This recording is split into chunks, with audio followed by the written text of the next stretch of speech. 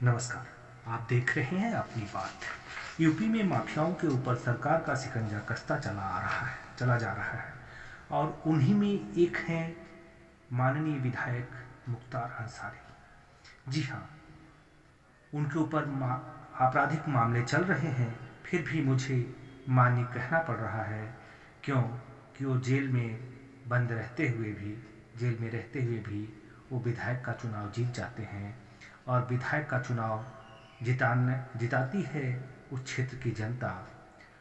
और अगर उस क्षेत्र की जनता जिताकर उनको माननीय बनाती है तो मैं जनता का अपमान नहीं कर सकता और मुझे भी माननीय कहना पड़ेगा।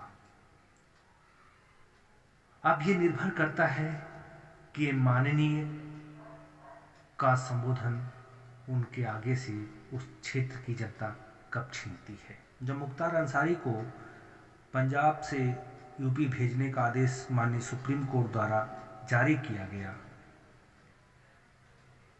तो वहाँ पर इसके पहले आपने देखा होगा कि कोर्ट में जब भी माननीय मुख्तार अंसारी आते थे पंजाब में तो अपने पैरों पर चल करके शान से आते थे, लेकिन जैसे आदेश प्राप्त होता है वो महोदय व्हील चेयर पर आ जाते हैं। अब व्हील चेयर पर आने का उनका जो एक कहानी कही जाती है कि जब यूपी की पुलिस किसी अपराधी को ले जाती है तो गाड़ी पलट जाती है। शायद इसके डर से एक पॉइंट बनाया जा रहा हो कि वो तो चल ही नहीं सकता था अपने पैरों पर, तो भागा कैसे, और जो भाग नहीं सकता तो उसकी गाड़ी पलट भी जाए तो पुलिस इनकाउंटर कर कैसे सकती है। और हुआ भी यही कि बादा जेल पहुंचते ही वो अपने पैरों पर चल करके अपनी जेल की कोठरी तक पहुंचा। लेकिन मुख्तार अंसारी तक ही नहीं रह गई बात और आगे भी जाती है कि मोहाली में जब पेशी के लिए आया था तो एक एम्बुलेंस में आया था और देखा गया कि वो एम्बुलेंस यूपी के बाराबंकी जिले में रजिस्टर्ड है। अब इसकी जांच होने लगी तो पता चला कि इसका फिटनेस सर्टिफिकेट भी नहीं है। फिर भी पंजाब सरकार के यहाँ वो अपनी व्यक्तिगत एम्बुलेंस में चल रहा था। बताया जाता है कि वो बुलेट प्रूफ एम्बुलेंस थी। ये तो रही मुख्तार अंसारी की कहानी, लेकिन उस एम्बुलेंस ने एक और व्यक्ति को सुर्खियों में ला दिया। वो है डॉक्टर अलका राय, जो मऊ में श्याम संजीवनी अस्पताल चलाती है। अब उन्हीं का बयान देख लीजिए कि वो पहले क्या कहती थी, अपनी मजबूरियों को बयान करती हैं। जैसा कि एबीपी न्यूज के साक्षात्कार में उन्होंने बताया है कि 2009 में वो भीटी में रहा करती थी और वहीं पर जिस मकान में रहती थी उस मकान को एक मुख्तार अंसारी के गुर्गे, शब्दों पे ध्यान दीजिएगा कि अलका राय भी अपनी बातों से कैसे पलटती हैं। जैसे मैंने कहा कि अपराध में किसी तरह से शामिल हो, सहयोग देना भी अपराध है। एबीपी न्यूज में वो स्वीकार कर रही हैं, कह रही हैं कि जिस मकान में मैं किराए पर रहा करती थी उसको एक मुख्तार अंसारी के गुर्गे उमेश सिंह ने खरीद लिया। उमेश सिंह वहाँ का एक ठेकेदार है, उसने खरीद लिया और बार बार मेरे ऊपर दबाव बनाया जाने लगा मकान खाली करने के लिए। मैं मजबूर थी, मेरी बेटी अमेरिका में पढ़ रही थी, इसलिए मैंने पता किया कि ये उमेश सिंह कौन से हैं और ये मालूम हुआ कि उनके राइट हैंड मैन हैं। फिर मैं मुख्तार अंसारी से मिली और जहां पर उन्होंने मुझे 5 साल रहने की मोहलत दे दी और इसी दौरान उन्होंने एक एम्बुलेंस का कागज भिजवाया और हमने हस्ताक्षर कर दिए। उसमें कहा जा रहा है कि उसमें उस एहसान की कीमत चुकाने में हमने हस्ताक्षर कर दिए। ये तो रही एबीपी न्यूज को दिए गए साक्षात्कार में। और आगे वो कहती हैं कि मुझे कुछ भी नहीं पता क्यों एम्बुलेंस कहाँ गई क्या। लेकिन यही जो पहले गुर्गा बोल रही थी कि मुख्तार अंसारी के गुर्गे, अब आप स्वयं सुन लीजिए कि डॉक्टर अलका राय ने एबीपी न्यूज में क्या बताया। अब आप देखिए इस वीडियो को। उस मकान को मकान मालिक ने बेच दिया मुख्तार अंसारी के ही एक गुर्गे को, जिनका नाम उमेश सिंह था। और उसके बाद उमेश सिंह और उनके सारे गुंडे मेरे से डराना धमकाना शुरू हुआ। और नाम तो मुख्तार अंसारी का ही था। उनके नाम से मुझे डराया धमकाया जाता था कि आप मकान खाली कर दीजिए। फिर मैं ये भी नहीं जानती थी कि उमेश सिंह है कौन। तो मैंने फिर पता किया कि उमेश सिंह कौन है। तो पता चला कि वो मुख्तार अंसारी के राइट हैंड मैन, और मुख्तार अंसारी हमारे विधायक हैं। एक ही बार मेरा संपर्क हुआ और बात हुई है मुख्तार अंसारी से, और मैंने उनको ये सारी बातें बताई कि आपके लोग मुझे परेशान कर रहे हैं। जैसे ही मेरा मकान तैयार होगा मैं शिफ्ट कर जाऊंगी। मुझे कुछ दिन की मोहलत आप लोग प्लीज़ दे दीजिए कि मैं अपना मकान भी मेरा बन जाए और मेरी बिटिया भी पढ़ जाए। और उस मोहलत को फिर मुख्तार अंसारी ने मुझे दिलवा दिया था। जो भी जिक्र किया था, जो भी कागज साइन किए थे, वो शायद वो मेरे सर से छत और मुझे बेघर नहीं करने की फीस रही होगी। लेकिन वो मैंने जनहित के लिए एक एम्बुलेंस के ऊपर दस्तखत किया था। उमेश सिंह अब न्यूज खबर को दिए गए इंटरव्यू में कह रही हैं कि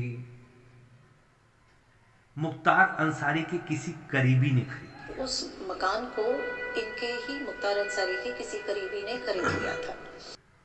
अब गुर्गा शब्द यहां नहीं है, मुख्तार अंसारी के किसी करीबी ने खरीद लिया। और यहां स्वीकार करती हैं कि इन्होंने हस्ताक्षर किए थे डॉक्यूमेंट पर। अब बहुत चौंकाने वाली बात है कि इनकी मानसिकता, इनके शब्दों से इनकी मानसिकता को परखिए कि क्या कह रही हैं। जब उनसे पूछा गया कि ये गरीबों के मसीहा माने जाते हैं, तो इन्होंने कहा कि हाँ, अगर किसी की सहायता करते हैं तो उसका एहसान माना ही जाता है, और ऐसी स्थिति में मैं भी कहीं उनका एहसान मानती हूँ। और अगर ऐसी स्थिति सिचुएशन आती है तो ऐसा काम मैं 100 बार कर सकती हूँ।